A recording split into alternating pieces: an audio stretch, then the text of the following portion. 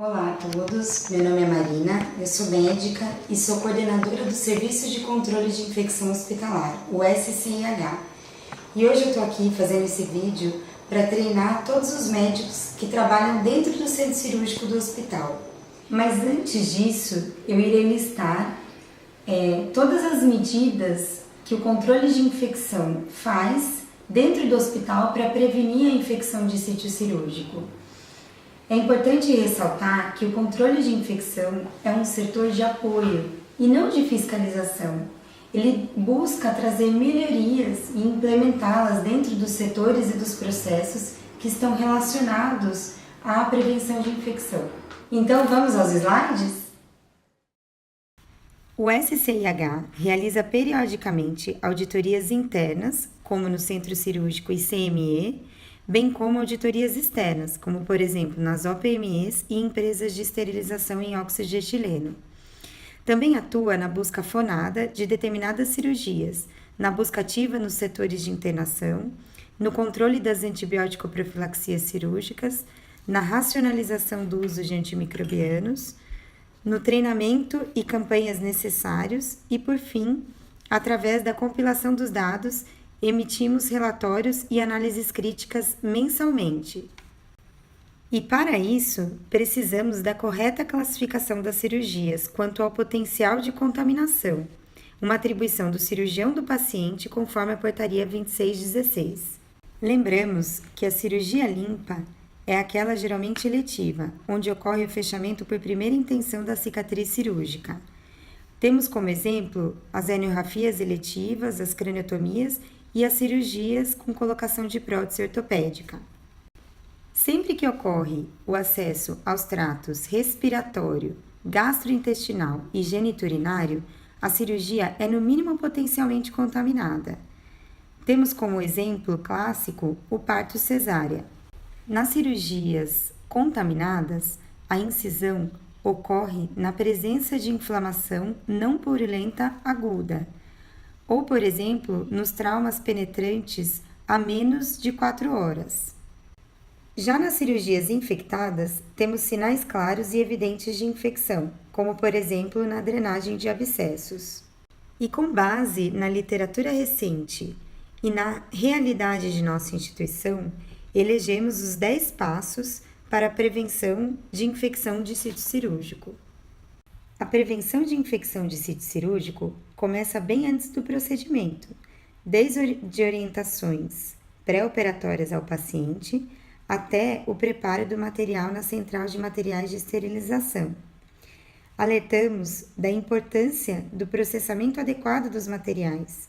O médico e as empresas de OPME devem trazer o material antes da cirurgia, em tempo hábil para limpeza mecânica e autoclavagem dentro da nossa instituição.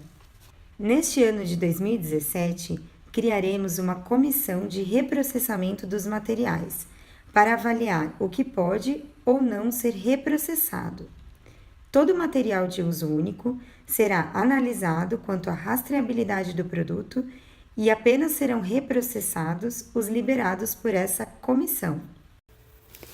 O banho pré-operatório deve ser realizado em todas as cirurgias com solução degermante a 2% nas 6 horas que antecedem a cirurgia, conforme o protocolo institucional. Nós sabemos que a maioria das infecções de sítio cirúrgico tem origem na microbiota endógena do paciente, porém, algumas podem ter origem a partir de outros reservatórios. Portanto, a microbiota do paciente é uma fonte importante para o desenvolvimento dessas infecções. É impossível garantir boas práticas de prevenção de infecção com a utilização de adornos, como anéis, pulseiras, relógios, brincos e correntes. Portanto, conforme a NR 32, é vetado o uso de adornos dentro de todo o hospital, em especial no centro cirúrgico. Atentamos também para o uso correto dos EPIs, como máscara protegendo nariz e boca durante todo o procedimento. A higienização das mãos é a medida mais simples e de maior impacto na prevenção de todas as infecções relacionadas à assistência em saúde. Conforme a Organização Mundial de Saúde, a OMS, é a quinta meta para a segurança do paciente. Há alguns anos, iniciamos a mensuração de consumo do produto alcoólico nas unidades de internação e, através de campanhas e treinamentos, conseguimos atingir o nível adequado e preconizado pela OMS do produto alcoólico, consequentemente impactando na redução de taxa de infecção. Contudo, no centro cirúrgico, iniciamos essa vigilância de consumo há aproximadamente 6 meses.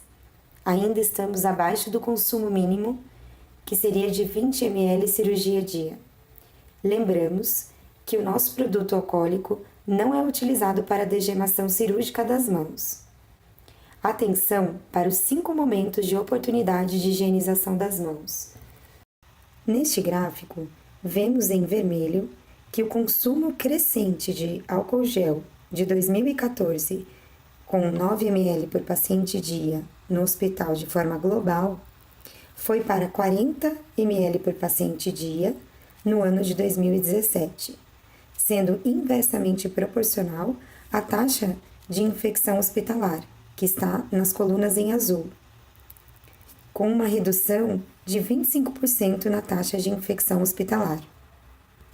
A degermação cirúrgica das mãos, antebraços e cotovelos na técnica correta deve ser realizada no pré-operatório antes de qualquer procedimento cirúrgico e está indicado para toda a equipe cirúrgica. Deve ser realizado de 3 a 5 minutos de duração para a primeira cirurgia e de 2 a 3 minutos para as cirurgias subsequentes, lembrando do efeito residual na microbiota transitória das mãos do cirurgião. Tricotomia e preparo da pele do paciente. A tricotomia deve ser realizada quando necessária dentro do centro cirúrgico, imediatamente antes do procedimento. Ressaltamos a necessidade da utilização do tricotomizador elétrico. Já no preparo da pele do paciente, a degermação com clorexidina degermante, 2%, deve ser realizada, após enxaguar com soro fisiológico ou secar com compressa estéril e realizar a antisepsia com clorexidina alcoólica, a 0,5%. Em revisão de literatura recente, o produto com maior impacto na redução de infecção do sítio cirúrgico foi a clorexidina alcoólica. Portanto, ela só não deve ser realizada no preparo da pele do paciente quando houver uma contraindicação para determinado paciente ou quando a topografia não permitir a sua utilização. Antibiótico profilaxia na dose adequada e no momento adequado, quando indicado. A antibiótico profilaxia, ela deve seguir a prática clínica, a literatura e o protocolo institucional, que na maior parte das vezes utilizamos as cefalosporinas, por uma série de razões. Vemos nesse gráfico abaixo que a administração do antibiótico atinge níveis ótimos no soro e nos tecidos após determinado tempo de administração. E isso depende de droga para droga. Nas cefalosporinas, temos estudos comprovadamente mostrando que de 30 a 60 minutos antes da incisão cirúrgica, ela atinge níveis ótimos no tecido, prevenindo ao máximo a infecção de sítio cirúrgico. Em outras drogas, a farmacocinética e farmacodinâmica vai alterar esse período, sendo de 2 horas antes de quinolonas, vancomicina e clindamicina, por exemplo. Lembramos os princípios da antibiótico profilaxia cirúrgica. O primeiro é prevenir a infecção do sítio cirúrgico, diminuindo morbo e mortalidade, com um espectro adequado e boa penetração tecidual. Porém, uma droga que tenha uma baixa duração e baixo custo, ausente de efeitos adversos e que não altere a microbiota do paciente. Tudo isso no menor tempo possível. Essas drogas são as cefalosporinas, porque elas são amplamente estudadas têm espectro e duração adequados, são drogas seguras e com baixo custo. Então, a antibiótico profilaxia deve ser feita na dose adequada, no momento adequado, com a droga adequada e com sua primeira dose realizada dentro do centro cirúrgico, salvo algumas exceções. Lembramos que a primeira dose e os repiques são de responsabilidade do anestesista, mas o pós-operatório, quando indicado, é de responsabilidade do cirurgião. Atenção para os partos cesárea, que não é mais indicado a antibiótico profilaxia apenas após o clampeamento do cordão. O parto cesárea deve seguir como as outras cirurgias, então, antes da incisão cirúrgica.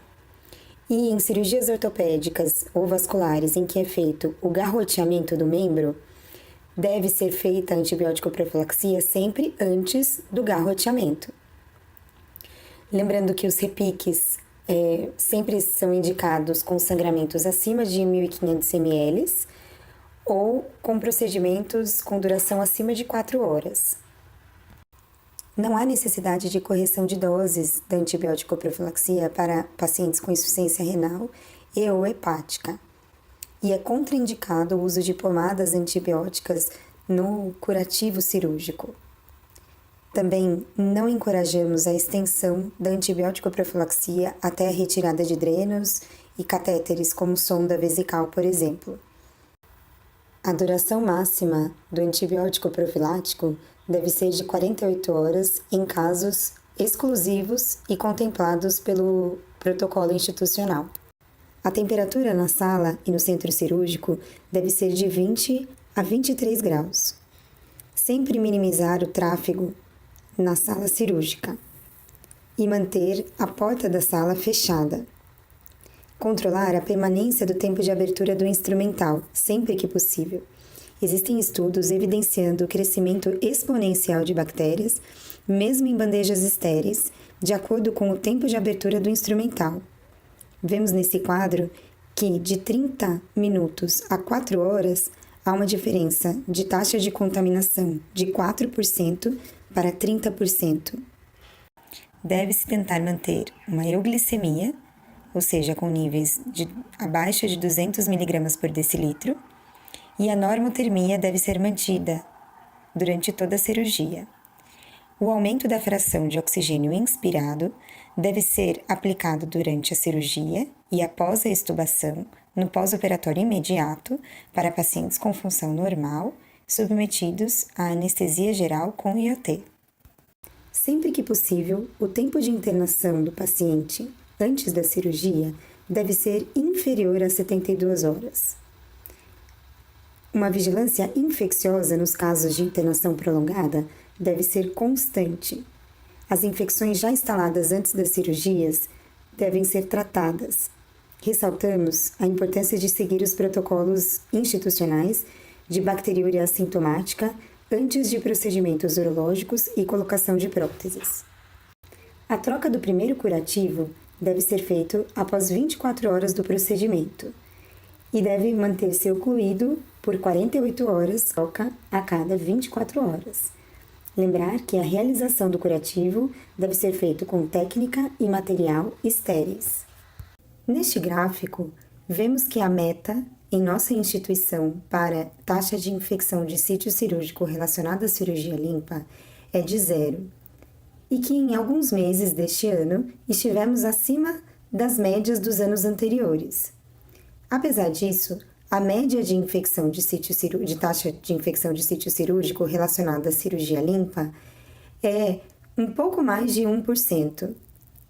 Porém, sabemos que os casos de infecção de sítio cirúrgico notificados pelo controle de infecção podem ser apenas uma pequena parcela de todos os que de fato ocorrem. Solicitamos que, ao identificarem um caso, notifiquem o controle de infecção. Um indicador que o controle de infecção consegue gerenciar é a antibiótico profilaxia, tanto a realizada no centro cirúrgico quanto a realizada no pós-operatório. Vemos nesse gráfico que a adesão à antibiótico profilaxia é menor do que 25% no centro cirúrgico e não chega a mais do que 50% no pós-operatório. Então, ficamos por aqui. Para maiores informações, temos na intranet todos os protocolos citados nesse treinamento e também o protocolo de prevenção de infecção de sítio cirúrgico. Muito obrigada!